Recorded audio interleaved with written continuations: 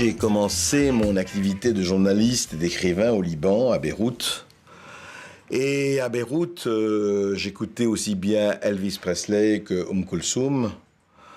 Je lisais aussi bien Jean-Paul Sartre que Abou Nouass. Je me trouvais dans ce pays, le Liban, avant qu'il ne soit déchiré par la guerre civile, qui était tributaire et sujet de 3 cultures, la française, l'anglaise, l'arabe.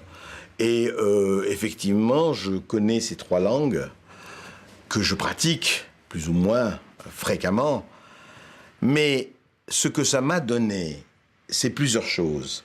D'abord, un relativisme. Un relativisme, ça veut dire que nous sommes les héritiers de la terre entière et que nous pouvons trouver notre bien où on le trouve.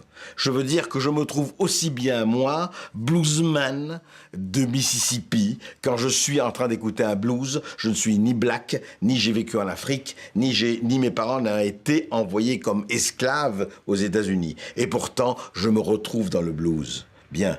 Je me retrouve aussi bien dans ce qu'on appelle le zajal, c'est-à-dire au Liban, en Syrie et dans les pays arabes, quand vous savez, on donne un thème et que les chanteurs et les chanteuses partent dans une improvisation magnifique pendant 1 heure, 2 heures sur l'amour, la tendresse, etc.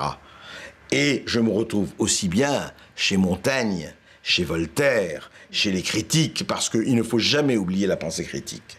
Et ce que ça veut dire, la diversité culturelle, c'est ne jamais penser qu'il y a quelque chose de supérieur à autre.